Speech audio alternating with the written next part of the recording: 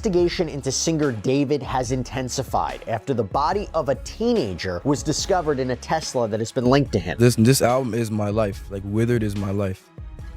Petals of Thorns and Lost Petals are what I wanted my life to be, and then Withered is my life. So this whole Celeste and David case didn't just get dark, it turned straight up horrifying. The feds thought they had everything lined up, a timeline that made David look reckless with Celeste. But just when everybody thought it was game over, his own brother Caleb flipped the script. He's saying that so-called airtight timeline might not even be real. Here's how it all went down. The feds rolled out their version of events, and at first glance, it looked like a slam dunk case. Every piece of evidence felt stacked against David. They traced it all the way back to late 2021, early 2022, when David first met Celeste online while playing Fortnite. Now, the feds claim David was an older teen and Celeste was much younger, and that age gap instantly raised alarms. By March 28, 2022, David dropped a track called Decide. The lyrics sent chills through investigators with lines about save your tears and 7 years. People started saying it was a hidden message, hinting at Celeste's age and some twisted countdown. The feds saw it as a major red flag. Then came September 7th, 2022, Celeste's birthday. On that very day, David released a track titled Romantic. Fans often tie music to real-life moments, but to investigators, that connection looked way too intentional, way too bold. By October, screenshots of Discord chats started popping up. David was caught asking, "Is Celeste in here?" And she responded. From that moment, the suspicion only grew heavier. Things spiraled even harder in 2023 when a Twitch stream surfaced. It showed David laughing with Celeste about controversial stuff, before quickly panicking and telling her to delete the VOD. That clip had investigators side-eyeing him hard, seeing it as proof he knew what he was doing was sketchy. By February 2024, the situation exploded. Celeste's mom officially reported her missing. Around the same time, people online were already calling David out in his own comment section, warning, LAPD's gonna catch you for messing with a 13-year-old. That same month, brand new photos of David and Celeste hit the internet, proof she was still around him, even after vanishing. It felt like every time she disappeared, a picture would surface, pulling her right back into his orbit. By spring 2024, Celeste went missing yet again, only to reappear briefly before vanishing for good in June. Then by August, she's spotted backstage with David. People on Discord were clowning him, literally writing, "Drop the one with the missing girl, Celeste," like the internet had him cornered before the cops ever caught on. But then came the darkest twist of all. September 2025, investigators uncovered a body, brutally dismembered and stuffed in the trunk of a Tesla. Not just any Tesla, one registered directly to David. That's why the feds lined everything up like it was a coffin closing shut. And within days, the fallout was insane. Police raided his manager's house, his label dropped him cold, and David scrambled online, wiping his Reddit and locking down his Fortnite stats so no one could track what he'd been up to. Every single thread led back to him. At least, that's how the feds spun it. But then Caleb, David's own brother, came out swinging. He claimed the so-called airtight timeline wasn't proof of guilt at all. It was proof that somebody set his brother up. And just like that, the case flipped upside down. But the drama didn't stop there, because rumors exploded that Caleb himself might be cozying up with law enforcement. Whispers spread that Caleb wasn't just creating distance from David, he might actually be cooperating. Threads on Reddit even accused him of snitching, tying his own lyrics to Celeste, and suggesting he knew way more than he ever let on. If that's true, Caleb wouldn't just be the brother dropping bombshells, he'd be the brother helping cops piece this nightmare together. And in hip-hop, that word snitch cuts deep. Some fans say it's betrayal, while others call it justice. But here's the spark that lit this fire. Reports claiming Caleb was disturbed by the accusations and started feeding information to police. At the same time, Reddit detectives tore into his music, pointing out that some of his bars eerily lined up with what allegedly happened between David and Celeste. Then came the blurry photo, supposedly showing Caleb backstage with Celeste at one of David's concerts. And that set the internet on fire. People demanded answers instantly. Did Caleb know what was going on? Did he stay silent all this time? Or is this his attempt to scrub his own name before things spiral beyond control? The LAPD hasn't confirmed anything, and they've stayed tight-lipped about Caleb cooperating. But that silence only makes the whispers even louder. Some outlets are flat out reporting that Caleb's been working side by side with investigators, and people online ran wild with it. Whether that's real or just clickbait clout chasing, it doesn't matter now. Caleb's name is officially tangled in this mess. But let's think about it. If Caleb is cooperating, what's his real play? Is he trying to get clear of David before the feds start connecting dots to the entire circle around him? Because let's not forget, David's manager already had his house raided, and the label wasted no time cutting ties. Everyone closest to David is jumping ship. If Caleb stepped in as the informant brother, it could either be him saving his own skin or burying David for good. And that's where this story takes an even darker twist. If Caleb really is feeding investigators info, then all those cryptic lyrics, strange voicemails, and even the tattoos people dissected online might not be coincidences anymore. They could turn out to be evidence strong enough to tip David's case right over the edge. But before crowning Caleb the ultimate snitch, we gotta rewind and look at the chaos online. So I didn't even said it. I can't believe I said it. The wild rumors, the fake leads, the viral exposés that have clouded this case since the start. The first bombshell rumor, a viral post on X that pulled in over 2.5 million views, claiming Celeste was pregnant when she died, and that infant remains were supposedly found near David's home. That single claim about Celeste being pregnant sent absolute shockwaves through the fan base. Overnight, the story went from tragic relationship gone wrong to something way darker. But here's the cold truth. That rumor's been completely debunked. No forensic reports, no official confirmation, not a single statement from law enforcement to back it up. Just raw misinformation spreading like wildfire because people were desperate for answers. Then came the wild twist about Celeste's aunt, and this one turned the drama up even higher. Screenshots popped up showing her flexing a new talent badge while posting shoutouts, almost like she was turning the tragedy into a content grind. Fans immediately split, some called it blatant clout chasing, others said she was just coping in her own way. Either way, it had everyone side-eyeing the family dynamic like never before. And all this noise, the fake leads, the viral posts, the family drama, has turned this case into a maze of confusion.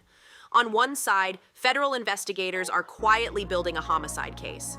On the other, online detectives are hurling out unverified theories, half of which end up fake. It's a mess, and it's making it nearly impossible to separate fact from fiction. But here's the thing nobody's really talking about. This chaos might not be random at all. Flooding the internet with rumors buries the real evidence. And if somebody wanted to cover their tracks or distract from the truth, flooding timelines with lies would be the easiest way to do it. So the real question becomes, are these false claims just fans reaching for answers, or is it all part of a bigger play to cloud the case? And this is where it gets truly disturbing. While the internet chases every new fake lead, the creepiest evidence might have been sitting in plain sight the whole time, inside David's own music and interviews. What's being uncovered in his lyrics and texts feels less like coincidence and more like confession. Once you start pulling apart David's lyrics, those voicemails, even his emotional breakdowns on stage, it stops looking like art and starts feeling like straight-up evidence. Investigators and fans alike are digging deep, and what they're finding is chilling. Let's rewind to David's background. His parents yanked him out of school, homeschooled him, and raised him under a strict, religious, hyper-controlling household. He even confirmed those details himself during an interview with Dazed. People close to the story claim David showed disturbing thoughts early on, an obsession with blood, death, and violence. And isolation, plus endless hours of video games, only sharpened that darkness. Then came the fame. The second David blew up online and money started pouring in, his parents loosened the leash. But instead of thriving, that freedom mixed with his obsession over Celeste, and fans believe that became the recipe for disaster. To David, Celeste wasn't just a girlfriend, she was the centerpiece of his twisted little universe. One theory says David killed her sometime between October and January, either before or just after finishing his last album. And when you examine that album, The lyrics, the tone, even his own interviews, that theory doesn't sound far-fetched anymore. It sounds terrifyingly real. In one chilling interview, David admitted, "That's what I feel for my art. It's beautiful for a time, so my music is only here for a temporary time. Withered is the process of going back to where I came from. I wanted the album to sound like a goodbye, a send-off to the next era, or whatever I'm doing next." And he doubled down on that eerie message during a sit-down with Zach Eng, confirming that his album was intentionally designed to feel like a farewell. Fans are now asking, was this just an artist being cryptic, or was David leaving behind a confession in plain sight? Looking back now, fans can't stop asking, was David saying goodbye to his career, or to Celeste herself? Over and over, he spoke about the invisible string theory and the Korean concept of chong, a bond so deep and unbreakable it lingers even in toxic relationships. David even said in one interview, "The irony was that the person who taught me this begged, 'Don't leave me.' But in the end, she left anyway. And now that person is no longer in my life."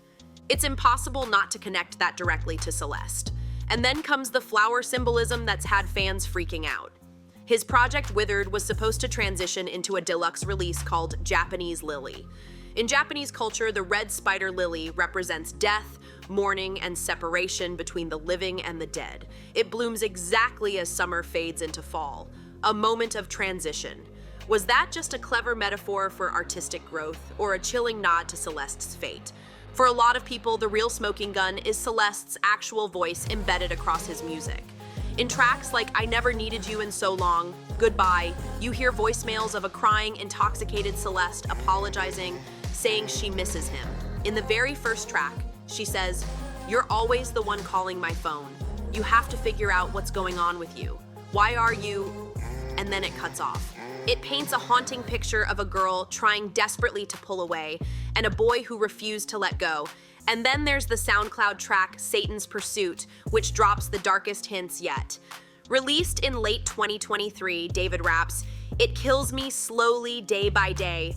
I need to find somewhere to clean my thoughts, but I'm not happy at all. I let Satan pursue me. I still miss you the way it was before I threw my life away."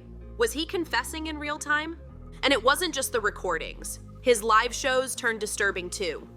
In April 2025, during the Band Lab experience, David broke down sobbing in the middle of Afterlife, unable to even finish the song. Then again in June, performing the same track live, he collapsed into another onstage breakdown, leaving fans convinced they were watching a man unravel in public. Fans can't decide if what they saw from David was raw grief, crushing guilt, or both, but one thing's clear, it left everyone shaken to the core. Add it all up, the birthday song releases, the flower and death imagery, the invisible string theory, Celeste's own voice woven into his tracks, his public breakdowns on stage. To many fans, this isn't coincidence anymore. It's obsession, frozen in time and immortalized in music. And that leads straight to the darkest theory yet, that David kept Celeste close for months after she vanished, and then left her body in a Tesla, hoping it would be towed away and destroyed before anyone found it. Some even whisper that maybe he wanted to get caught, because why else would he leave such obvious clues scattered across his art? But lurking behind all this is an even bigger question. If David really was spiraling like this, did the people closest to him, his management, his label, know more than they've admitted? And if they did, just how deep does that cover-up go? The spotlight is starting to shift. As much as people are pointing fingers at David, others are beginning to suspect his team, his management, even the label may have known far more than they let on. It all starts with Josh Marshall, David's manager. The feds raided his house immediately after Celeste's body was identified. Why would they hit the manager unless they suspected he was tied into this nightmare? And fans online aren't holding back either. They've accused Josh and the label of enabling David's behavior, saying they'd been warned about Celeste being a missing minor as far back as 2024. If that's true, then Josh can't play clueless. Celeste wasn't just another fan, she was officially reported missing, yet still appeared backstage at shows, surrounded by David's crew while clearly underage. She couldn't drive, allegedly used fake IDs, and was still popping up in photos at his concerts. To critics, it should have been a dead giveaway, and anyone in David's circle who saw her would have known something was wrong. So why didn't anyone step in? The theory making the rounds is simple. Everyone looked the other way because the money kept rolling in. And it only gets shadier from there. Right after the LAPD searched David's rented apartment, reports claim Josh terminated the lease immediately. Fans took that as a cleanup move, a way to erase traces before cops could dig any deeper. The label cut ties just as fast, almost like they knew the storm was about to hit. And now Caleb is back in the picture. If David's own brother is snitching, or at least cooperating, investigators might not just be circling David anymore. They could be digging into everyone connected to him: management, the label, even family members. Caleb pulling away or feeding info could be his way of dodging the fallout while Josh and the label scramble to keep their own names clear. Because at this point, one thing's certain: David isn't the only one under suspicion anymore. His whole team is being dragged straight into the mud, and the deeper this case goes, the more people believe this wasn't just one man spiraling. It was an entire system built to protect him until the truth got too big to hide. If this twist has you questioning everything, smash that like button, drop your thoughts in the comments, share this with your friends, and subscribe so you don't miss the next update. Because trust me, this story is only getting darker. See you in the next one.